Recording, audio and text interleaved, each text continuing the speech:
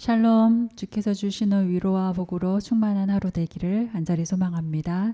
오늘 우리에게 주시는 말씀 열왕기상 7장 1절부터 22절까지의 말씀입니다. 7장 1절부터 22절 말씀. 어제 말씀도 조금 본문이 길었는데 오늘도 말씀이 좀 깁니다. 그래도 한 절 한 절 우리가 기억하면서 함께 읽겠습니다. 1절부터 제가 읽겠습니다. 솔로몬이 자기의 왕궁을 13년 동안 건축하여 그 전부를 준공하니라.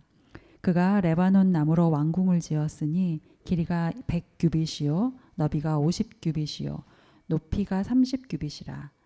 백향목 기둥이 4줄이요 기둥 위에 백향목 들보가 있으며 기둥 위에 있는 들보 45개를 백향목으로 덮었는데 들보는 한 줄에 15이요 또 창틀이 3줄로 있는데 창과 창이 3층으로 서로 마주대하였고 모든 문과 문설주를 다 큰 나무로 네모지게 만들었는데 창과 창이 3층으로 서로 마주대하였으며 또 기둥을 세워 주랑을 지었으니 길이가 50규빗이요 너비가 30규빗이요 또 기둥 앞에 한 주랑이 있고 또 그 앞에 기둥과 섬들이 있으며 또 심판하기 위하여 보좌의 주랑 곧 재판하는 주랑을 짓고 온 마루를 백향목으로 덮었고 솔로몬이 거처할 왕궁은 그 주랑 뒤 다른 뜰에 있으니 그 양식이 동일하며 솔로몬이 또 그가 장가든 바로의 딸을 위하여 집을 지었는데 이 주랑과 같더라.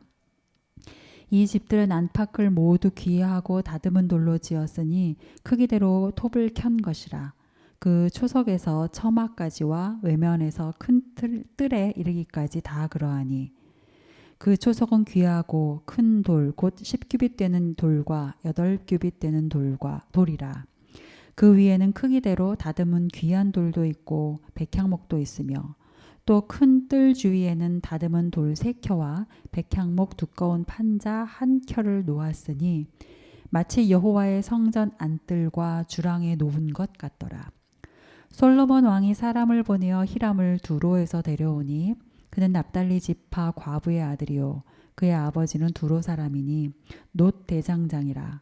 이 히람은 모든 놋 일에 지혜와 총명과 재능을 구비한 자이더니 솔로몬 왕에게 와서 그 모든 공사를 하니라. 그가 놋 기둥 둘을 만들었으니 그 높이는 각각 18규빗이라. 각각 12규빗 되는 줄을 두를 만하며 또 놋을 녹여 부어서 기둥머리를 만들어 기둥 꼭대기에 두었으니 한쪽 머리의 높이도 5규빗이요 다른 쪽 머리의 높이도 5규빗이며 기둥 꼭대기에 있는 머리를 위하여 바둑판 모양으로 얽은 그물과 사슬 모양으로 따은 것을 만들었으니 이 머리에 7이요 저 머리에 7이라. 기둥을 이렇게 만들었고 또 2줄 석류를 한 그물 위에 둘러 만들어서 기둥 꼭대기에 있는 머리에 두르게 하였고 다른 기둥 머리에도 그렇게 하였으며 주랑 기둥 꼭대기에 있는 머리의 4규빗은 백화파 모양으로 만들었으며 이 2 기둥 머리에 있는 그물 곁 곧 그 머리에 공같이 둥근 곳으로 돌아가며 각기 석류 200개가 줄을 지었더라. 이 2 기둥을 성전의 주랑 앞에 세우되 오른쪽 기둥을 세우고 그 이름을 야긴이라 하고 왼쪽의 기둥을 세우고 그 이름을 보아스라 하였으며 그 2 기둥 꼭대기에는 백합화 형상이 있더라. 2 기둥의 공사가 끝나니라. 아멘. 우리에게 주시는 하나님의 말씀입니다. 어제 열왕기상 6장 14절부터 38절까지의 말씀 나누었습니다. 무소부재하신 하나님께서 자신을 낮추어서 또 스스로 가두셔서 성전 안에 임하십니다. 하나님은 본디 언제나 계시고 어디에나 계시는 분이시지만 우리는 그런 하나님이신 것을 때때로 잊고 하나님이 보이지 않기에 마치 안 계신 것 마냥 사는 우리 연약한 우리들의 모습을 보셔서 우리를 불쌍히 여기셔서 하나님이 친히 사람이 지은 성전 안에 아니 그보다 더 작은 지성소 안에 임해 주시죠. 성전을 지켜 허락하신 것도 또 그 안에 임하시겠다고 약속하신 것도 모두 우리를 위한 하나님의 사랑인 것을 우리가 잊지 말아야 할 것입니다. 솔로몬은 그 명성에 걸맞게 화려하게 또 정성을 들여서 성전을 지었습니다. 가장 좋은 목재를 쓰고 가장 값비싼 황금으로 덮어서 온갖 정성으로 다해 어제 성전을 지었죠. 성전이 되기 위해서 그 안에 반드시 말씀이 있어야 하는 것을 어제 그룹이 존재하는 이유인 언약궤, 그 언약궤 안에 있는 두 들판을 통하여서 말씀 나누었습니다. 말씀이 있어야 성전이 되는 것이고요. 우리가 말씀에 순종하는 백성이 될 때 또 우리가 하나님의 교회가 되고 하나님의 성전이 될 수 있는 것입니다. 어제 본문을 통해 주신 이 말씀을 기억하고 또 말씀으로 살아내는 저와 여러분이 삶이 되어야 할 줄로 믿습니다. 오늘 말씀은 앞부분은 솔로몬 왕궁, 그러니까 성전이 아니고 솔로몬이 거하고 사는 왕궁 건축과 관련된 말씀이고요. 1절부터 12절까지 성전 왕궁 건축에 관련된 말씀이고요. 그 이후 13절부터 22절까지는 다시 성전 건축에 관련된 말씀입니다. 그러니까 6장에 이어서 또 성전 건축에 관련된 말씀이 이어지는 거죠. 어제까지 성전 건축의 말씀, 잠깐 사이에 지금 솔로몬 왕궁에 관련 말씀이 있고 다시 또 이제 성전 건축에 관련된 말씀이라는 거, 요 구성 조금 생각하시면서 보시면 좋을 것 같아요. 1절부터 2절까지의 말씀 다시 한번 보시겠습니다. 솔로몬이 자기의 왕궁을 13년 동안 건축하여 그 전부를 준공하니라. 그가 레바논 나무로 왕궁을 지었으니 길이가 100규빗이요 너비가 50규빗이요 높이가 30규빗이라. 백향목 기둥이 4줄이요 기둥 위에 백향목 들보가 있으며. 솔로몬 왕 자신이 거할 곳인 왕궁을 건축하는 내용의 본문입니다. 그렇기 때문에 얼핏 생각하면 그럼 지금까지 건축했던 하나님의 성전이 다 완공이 되어서 이제부터는 왕궁 건축에 관련된 내용을 말하려고 하는 것인가 라고 생각하기가 쉬워요. 그러니까 1절부터 12절까지만 보면. 그런데 그렇지가 않은 걸 우리가 이제 읽어서 알죠. 그러니까 왕궁 건축과 관련한 말씀, 그리고 계속되는 왕궁 건축과 관련되는 말씀 사이에 아까 말씀드린 것처럼 지금 성전과 성전 건축 사이에 지금 왕궁 건축에 관한 말씀이 12절에 관련해서 이렇게 우리에게 설명되고 있는 거죠. 그러니까 모양으로 보면 마치 샌드위치처럼 이렇게 사이에 지금 끼어 있는 겁니다. 솔로몬 왕궁에 관한 내용이. 그러니까 상식적으로 우리가 좀 생각을 해보면 이 좀 끼어져 있는, 왜 굳이 이렇게 왕궁에 관한 설명을 성전 건축과 성전 건축 사이에 이렇게 끼워놨을까 하는 퀘스천이 들죠.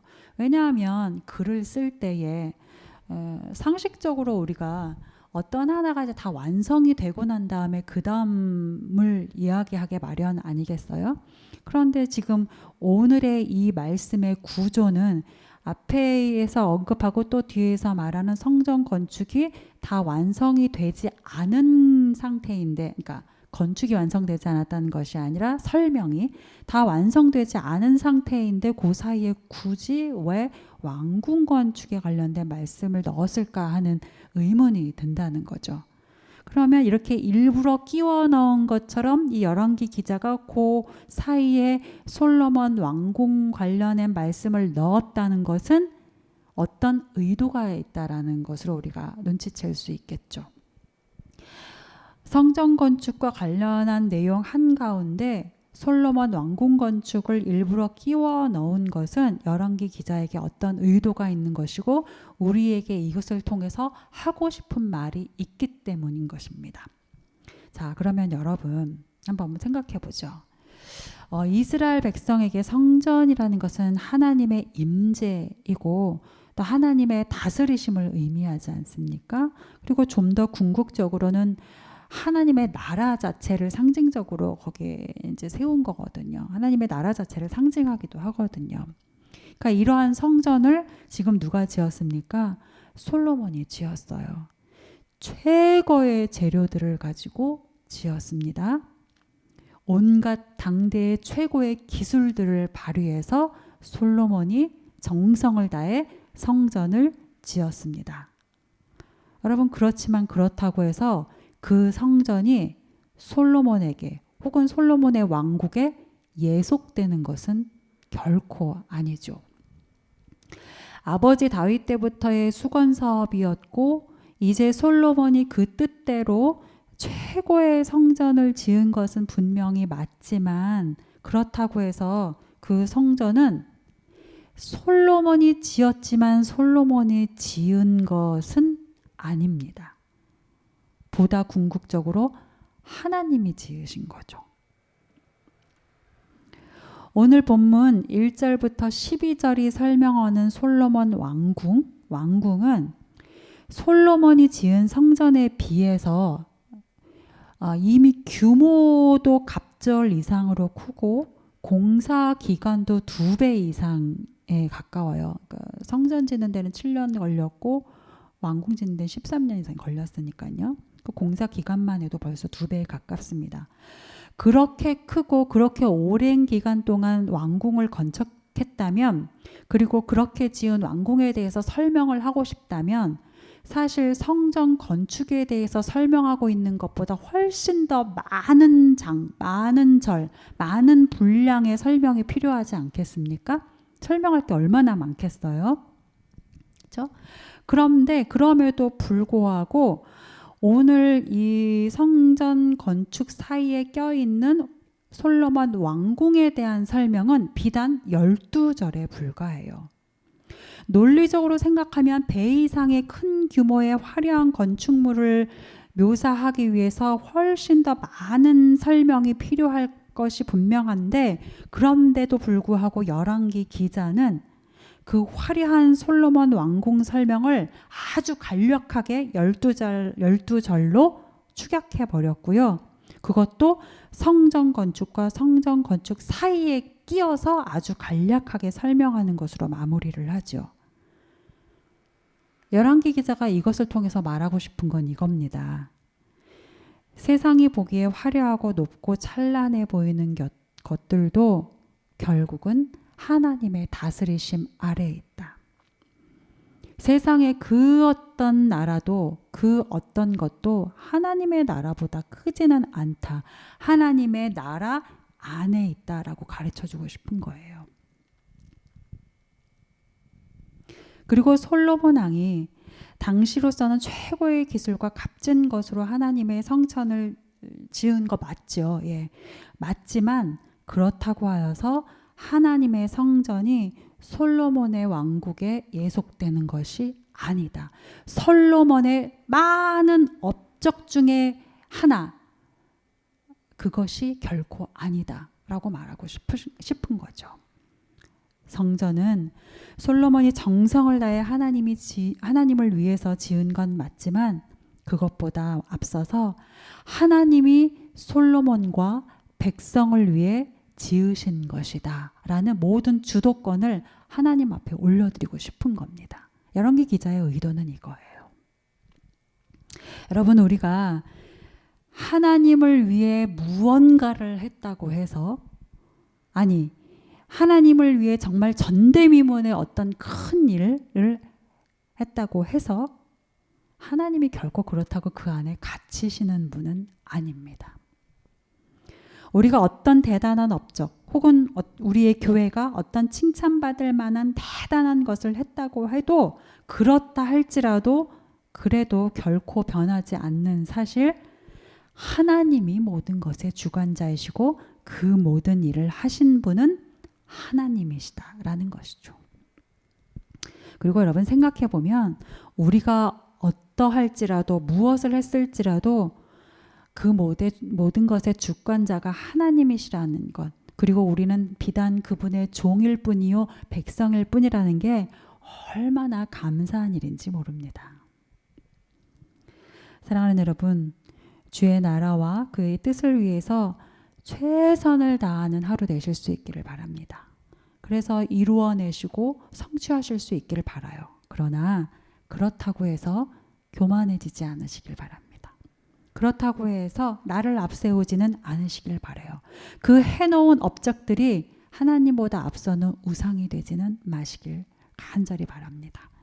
오직 겸손함으로 성실과 인내로 하나님의 나라를 만들어가는 저와 여러분이 될 수 있기를 소망합니다. 아멘. 계속해서 13절부터 14절까지의 말씀 함께 보겠습니다. 13절부터 14절입니다. 시작. 솔로몬 왕이 사람을 보내어 히람을 두로에서 데려오니 그는 납달리 지파 과부의 아들이요 그의 아버지는 두로 사람이니 노스의 대장장이라. 이 히람은 모든 논일의 지혜와 총명과 재능을 구비한 자이더니 솔로몬 왕에게 와서 그 모든 공사를 하니라. 자, 성전의 외형과 내부를 이제 장식한 솔로몬이 이제 성전에 필요한 여러 기구들이 있을 거 아닙니까? 그런 필요한 기구들을 제작하고 또 성소 앞에 큰 기둥을 제작을 합니다. 이를 위해서 특별히 데려온 사람이 바로 히람이라는 사람이었어요. 이 사람이 얼마나 대단하고 얼마나 솔로몬이 욕심을 냈는지 두로에서부터 그 사람을 데려왔습니다. 성전과 관련해서 솔로몬은 최고의 것을 하고 싶었던 거죠. 하나님께 정말 최고의 것을 해서 드리고 싶었던 거죠. 그래서 당시 최고의 놋 대장장이 놋 대장장이라고 하는데 조금 이렇게 뭐랄까요, 문명사적으로 보면 이때가 놋이 있을 때는 아닌 것 같아요. 아마 청동기이지 않을까 싶은데 하여튼 놋 대장장이 히람이라는 사람을 이제 두로에서부터 데려옵니다. 문제는 하나님의 성전을 짓는데 두로 사람이면 이방인이잖아요. 자, 이러한 이방인의 손길과 방식을 써야 한다는 게 꽤 부담스러울 수 있는 상황이에요. 그렇죠? 그래서 본문은 히람 그가 납달리 지파 과부의 아들이다라는 설명을 강조를 하죠. 다행히도 또 그러했고요. 납달리 지파 과부의 아들이다라고 그의 이제 출신을 강조를 합니다. 그러면서 이제 그의 면면을 설명을 하는데 그의 면면은 이러해요. 이 사람은 모든 온일에 지혜와 총명과 재능을 구비한 자다. 지혜로 번역된 호크마는요, 여러분 삶의 유용한 기술, 이런 기술이 무엇인지를 잘 알고 그걸 잘 활용하는 것을 말해요. 공부를 많이 하고 소위 가방끈이 길고 이게 아니라요. 무엇이 삶에 유용한 것이고 어떻게 해야 삶을 잘 살 수 있는지, 바르게 살 수 있는지, 이러한 삶에 필요한 유용한 기술들을 잘 아는 것, 잘 또 활용할 수 있는 것, 이러한 것을 호크마, 지혜라고 합니다. 그러니까 신중하고 순발력이 있는 거예요. 총명하다는 것은 분별력이 있게 잘 적용하는 것을 말해요. 모든 일에 있어서 무엇이 옳고 그르고 맞고 틀리고 해야 할 것이고 하지 말아야 할 것이고 먼저 해야 할 것이고 나중에 해야 할 것이고 이러한 분별력이 있는 것, 그리고 그것을 분별력을 따라 잘 적용하는 것, 이것을 총명하다라고 하고요. 어떤 공동체에서 리더가 이렇게 총명하면 참 그 공동체는 감사하죠. 반면에 리더가 이런 분별력이 없으면 이제 그 공동체는 산으로 가는 거죠. 여러분 모두가 총명한 분 되실 수 있길 바랍니다. 또 이어서 재능이 있다는 것은 말 그대로 자기가 하는 그 일에 특별한 지식이 있는 거죠. 그걸 잘 활용하는 능력이 있는 겁니다. 여러분 각자마다 다 그런 재능들이 있으시죠. 아마 히람에 대한 이런 설명을 여러분 들으시면서 모두가 이런 생각하셨을 것 같아요. 내가 이랬으면 좋겠다. 저 같은 경우는 이 사람은 모든 논일의 지혜와 총명과 재능을 구비한 자다라는 이 부분 읽으면서 저 같은 경우는 나는 이미 늦었으니 내 자식이라도 이랬으면 좋겠다 하고 생각을 하는데, 하여튼 우리가 또는 우리의 자녀들이 정말 이럴 수 있으면 얼마나 좋을까요?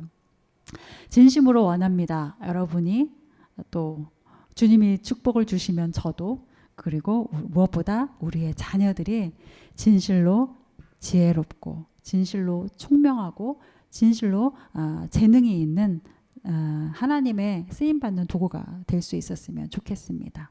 하나님이 지혜와 총명, 재능을 주셔서 그것으로 저와 우리 자녀들이 또 우리와 우리의 다음 세대들이 하나님의 나라를 위하여 귀하게 쓰임을 받을 수 있다면 여러분 믿는 자로서 또 믿는 부모로서 이보다 더 큰 복이 어디 있을까요? 예.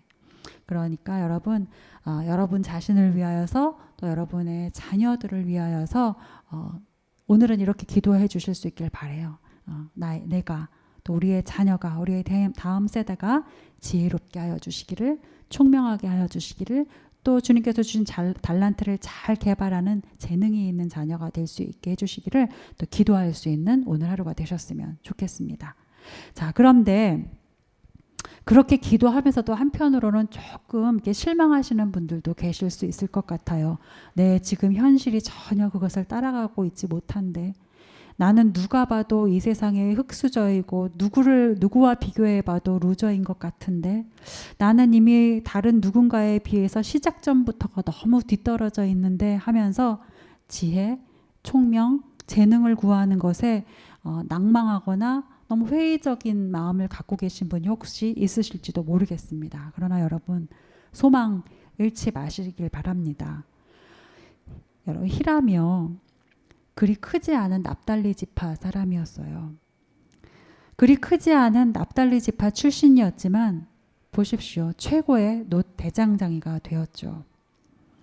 히람은 버젓한 가정이 있었던 것이 아니고 과부의 아들이었습니다. 당시에 과부가 어떤 취급을 받았는지 어떤 대상이었는지 여러분 잘 알고 계시지 않습니까? 히람은 과부의 아들이었습니다. 과부의 아들로서 쉽지 않은 인생을 살았을 것이 분명하고 출발점부터가 다른 사람에 비해서 많이 뒤에서부터 시작을 해야 되는 것이죠. 그렇지만 이때 벌써 솔로몬 왕에게 불림받아서 쓰임받았습니다. 심지어 어떻게 저런 사람한테 우리의 성전을 맡길 수 있어 소리를 들을 법한 이방인이었어요. 두로 사람 아버지가 였기 때문에 이방인이었습니다. 그렇지만 그에게 지혜와 총명과 재능이 있었기에 하나님의 성전을 짓는 영광이 주어졌습니다. 여러분 우리 안에 하나님이 계시고 또 그분이 주시는 지혜와 총명, 재능이 있다면 하나님은 분명히 우리를 들어 올려주실 것이고요. 우리와 자녀를 통해서 하나님의 나라를 반드시 만들어 가실 것입니다. 오늘도 우리 자신과 우리 자녀들을 위해 하나님이 주시는 지혜와 총명과 재능이 있기를 온 마음을 다해서 기도할 수 있길 바랍니다. 마지막으로 21절부터 22절 말씀 보시겠습니다. 함께 읽습니다. 시작. 이 두 기둥을 성전의 주랑 앞에 세우되 오른쪽 기둥을 세우고 그 이름을 야긴이라 하고 왼쪽의 기둥을 세우고 그 이름을 보아스라 하였으며 그 두 기둥 꼭대기에는 백합화 형상이 있더라. 두 기둥의 공사가 끝나니라. 히람과 그 일꾼들을 통해서 야긴과 보아스라는 우리가 잘 아는 그 두 기둥이 성전 앞에 세워집니다. 여러분이 가지고 계시는 그 묵상책 생명의 삶 97쪽 그 아래쪽에 보면 야긴은 무엇이에요? 그가 세울 것이다 라는 뜻이고 보아스는 그에게 능력이 있다 라는 뜻이죠. 그러니까 둘을 합쳐서 부르면 그가 힘으로 세울 것이다가 되는 거죠. 누구를요? 본문에서는 다윗에게 약속한 그 왕가를, 오늘 말씀을 읽는 우리에게는 너희를. 아멘. 야긴과 보아스라는 이 두 기둥은 솔로몬이 히람을 통해서 성전 앞에 세운 것이지만 실은 하나님께서 하나님의 성전 앞에 나오는 백성들을 향하여 해주시는 말씀과 같은 것입니다. 내가 너희를 나의 힘으로 세울 것이다. 내 앞에 믿음으로 나오는 이들을 나의 힘으로 세울 것이다. 오래전 내 백성 이스라엘을 광야 한가운데서 불기둥으로 구름기둥으로 인도하고 보호하였던 것처럼 내가 너희를 이끌 것이다. 그러니 너희는 나의 백성인 것을 잊지 말아라. 오늘 우리에게 주시는 말씀이기도 합니다. 나 자신이 아닌 이 말씀 주시는 하나님 믿고 오늘도 그 주님의 능력으로 사는 능력의 하루가 되실 수 있기를 간절히 소망합니다. 우리 말씀 기억하면서 함께 기도하겠습니다.